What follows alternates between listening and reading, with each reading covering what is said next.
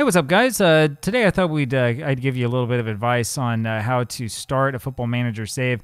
I say this in large part because this is probably the part of Football Manager I've seen the most. It's also one of the parts that's the most time-consuming. Once you get into the flow of a save, once you kind of know what you're looking for when it comes to scouting, and you know what kind of players that you want, and you kind of have the plan in motion, you're trying to push it forward, everything else becomes kind of automatic and really easy to do. But this stuff at the beginning can be kind of time-consuming. So let's go ahead and jump on into it. This part of the save right here is the part that takes the most amount of time, because it looks like all you have to do, right, they're asking you for a tactic here. You just plug in a tactic and go. That's not really the right thing, though. There's a bunch of stuff that you're going to want to change early on. Right, first place to go here is probably in this staff screen here on the side on the left where it says staff. You want to go up to responsibilities and start going through stuff, right? So you're not going to be able to change anything on your board. That would be cool, though, if you could take over for the board. You go over here to responsibilities and staff. This is where you can choose who handles the team selection. I recommend handling the team selection only for the first team and not the B team or the under-19s, because that can be a lot to keep track of.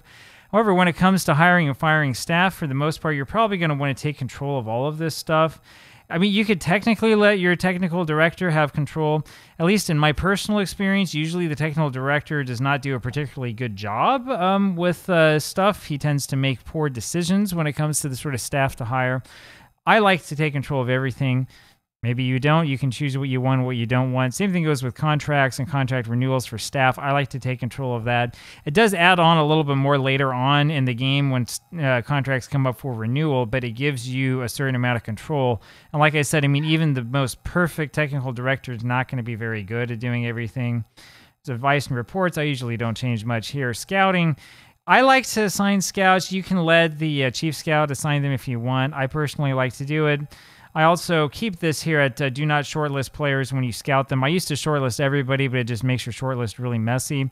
The shortlist we'll talk about a little bit later, maybe in a future video, but it's important to try to keep that down to just players that you're actually interested in signing, because when their contract is coming due and they don't have a new contract, the shortlist will make sure that you're like pinged on this. You can go and snatch them away. And then scouting a player, I usually ask to have him watched until we have full knowledge of the player. You don't have to do that. You can keep it at 1 week and then decide after that if you want to look at more or not. I like having full knowledge because I'm usually looking for the stuff that takes the longest to find. Like, is the guy consistent? Does the guy dislike big matches? Is the guy injury prone? And I'm also like, what are the player's attribute numbers actually, instead of like a vague general idea. So, I mean, this is the sort of thing that I normally would do. Transfer and contracts, again, for players, I would want to take control of all this stuff. You can delegate this, right? I think it gives it to like your director of football. You can do that. I haven't had very good experiences with director of football. Now, if you want to really challenge yourself, you can turn it all over to the director of football and see what he comes up with. In general, they're not so great in game. There's always hope the Football Manager's AI will improve as time goes on. Media, of course, I never change this. If you don't want to go to the press conferences, you can hand them over, up to you. Training responsibility, I usually at the very least will want to receive training emails and will want to take control. Now that does something here on the lower left side. Once I hit confirm, you'll see, boom, the B team and under 19s pop up.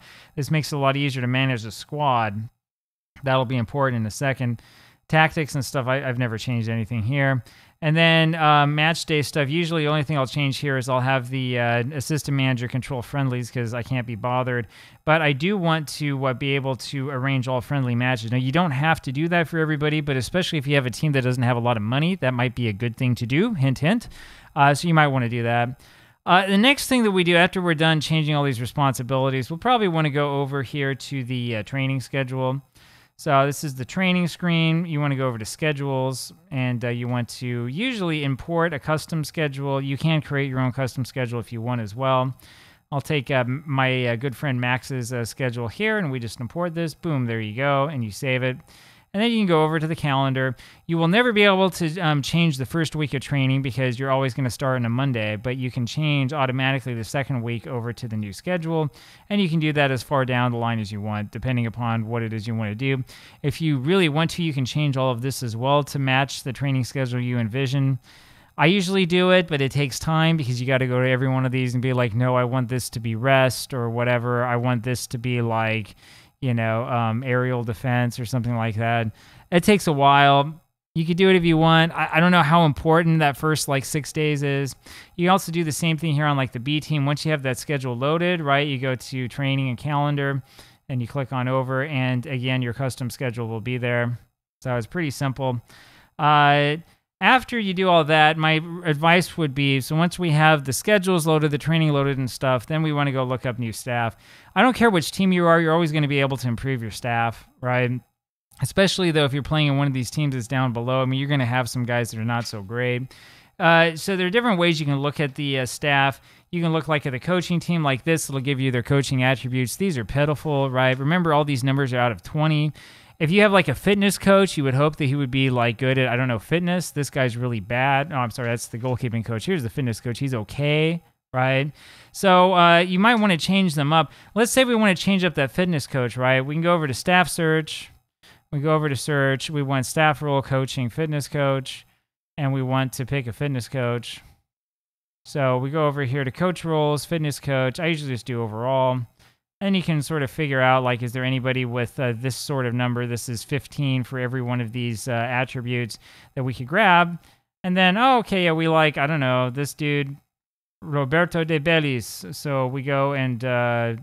I'm sorry, this is the wrong guy. There we go, De Bellis, and we're going to approach to sign and see what you can do. You might have to go a little bit back and forth on this, try to see if you can get him to agree to that, and boom, there you go.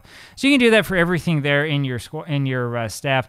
I recommend doing this for as much of the staff as you can. You're going to need to make sure that you pay at least some attention, however, to your budget to make sure you don't go over. We apparently have some kind of budget for staff because they're giving us room for 13 scouts and we have 0. You're going to want to make sure you go through and like hire these guys. This is the part that really takes the most time because you don't just have to do this for your main team, at least in World Super League. You've also got the B team, so you need a manager, assistant, coaches, and the performance analyst and the under-19s.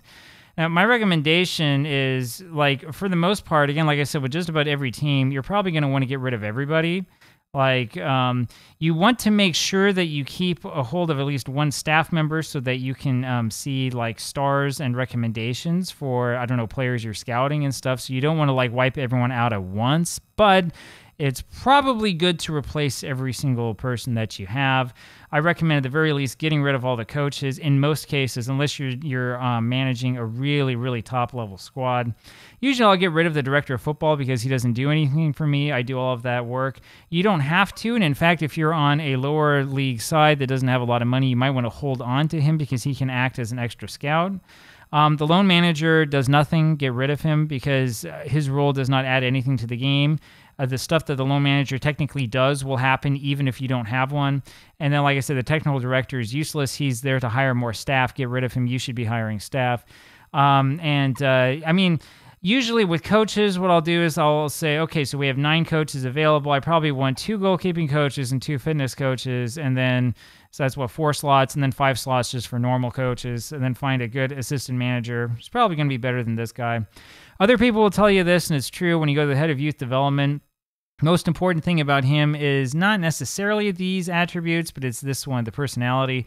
You don't want unambitious, you want model citizen. In fact, it's so important to have a model citizen that when we look up the head of youth development, and we go up here to attributes and we find head of youth development, I mean, we can have this stuff available, but the thing that we really care about is going over to general personality and finding the model citizen. And the reason why is because this will have an impact on the type and quality of players that you generate. Oh, whoops, I just cleared everything out. Let's try that again. So the impact is that the chances of you having a generated player who is going to be of high quality, there it is, if you have a model citizen, as in a player who has a very good personality and who therefore is very likely to actually like make progress and hit his full potential, will go up a lot if you have a model citizen head of youth development. This has been tested extensively over the years and continues to be the case. And so model citizen in that case, the personality is more important really than the attributes to an extent, right? You don't want a guy who totally sucks, right? But in this case, like Brian McClare is somebody who I would hire right away and say, okay, we're going to approach to sign him. Like, see, he wants more money. That tells us that we're going to have some money problems. We actually want him, though, to be head of youth development. You can do a thing like this and see if he'll take it. He wants a little more money. We can't give you that much. And this is where you have the fun, you know, oh, well, I'll give you this if we avoid relegation, and we'll win this and we'll win that. Let's see, does that help? No, it doesn't. He doesn't want us. So, okay, we exit, then we go do the same negotiation with the next guy. That's the basic idea, right? But above all, you want to make sure that you have somebody who's a little bit better than the unambitious guy that we start with on this team. Some teams, like FC Seoul, one of my favorite teams to manage, comes with a guy who's a model citizen already, so you can kind of skip that. But yeah, the head of youth development is important. It is important to put in good coaches for the entire team. And you might want to wait to do like full-on transfers until they come in, because there are some players who will not come over if they see that there's not much of a coaching staff there. So you have to be kind of careful about how you plan things out. Next step is to schedule friendlies.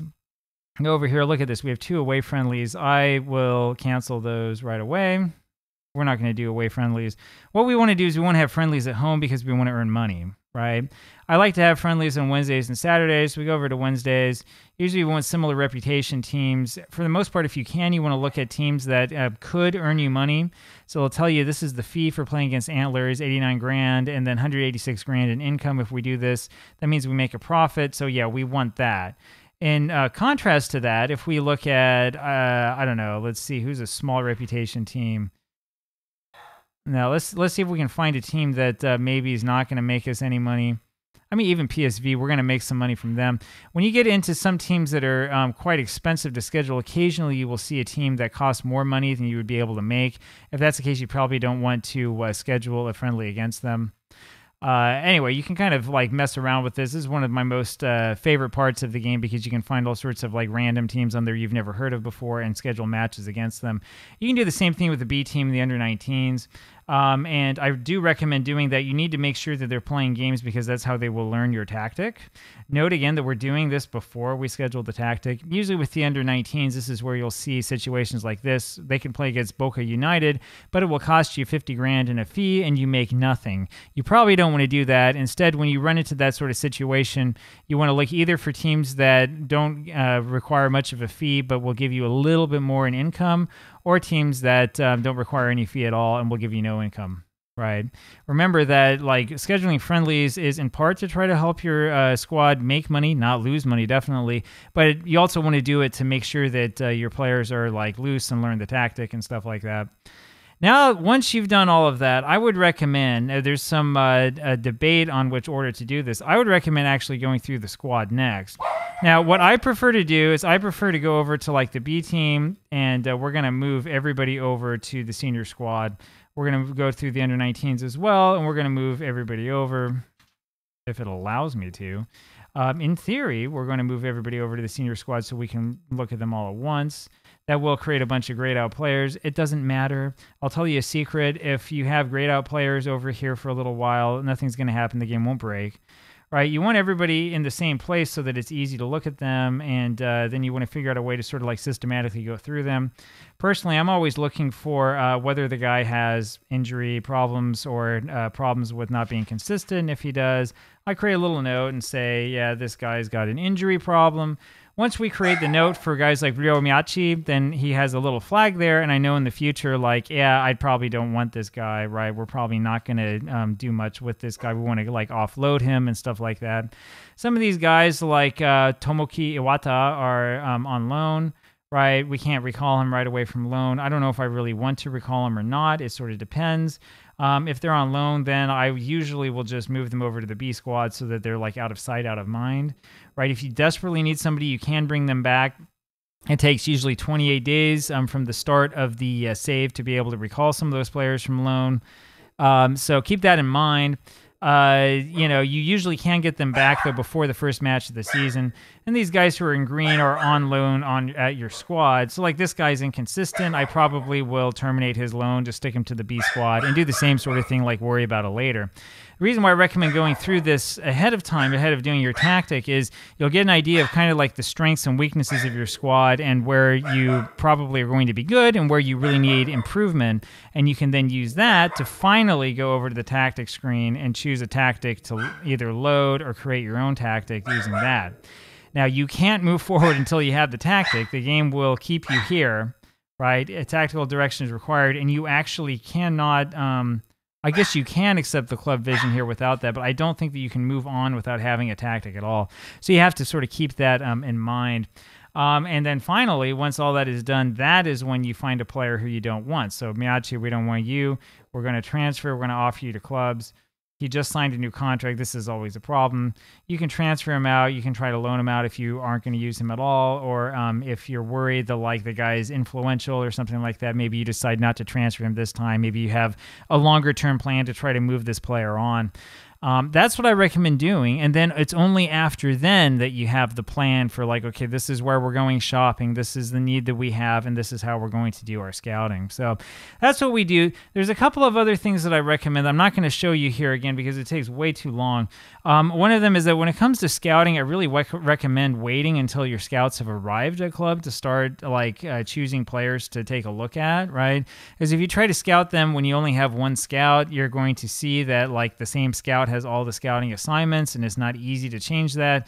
Kind of a weird thing in the game. Not really a bug, but you know, I mean, nobody wants to do that, right? It's not intuitive. So sort of keep that in mind.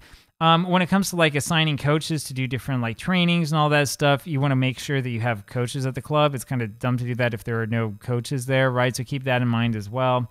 Right, but that's kind of the way I recommend doing it. Like I said, it takes probably like 1 to 2 hours every save to go through all of these steps. The problem is that if you don't do them, if you just take the default, or if you let the computer do them, you're going to likely run into problems later on in your save. Even if you have like the best technical director and the best director of football in the world, you're still going to have problems because of the way that the AI is programmed. Sometimes if it's a job that's worth doing, it's a job worth doing yourself. There you go. Let me know what you think, especially those of you who have a lot of experience. Is there anything that you would do that's different? Is this overkill? What do you think about it? I tend to be hands-on. I like to have control over everything. I make a lot of mistakes, though, you know, but at least then I know who to blame.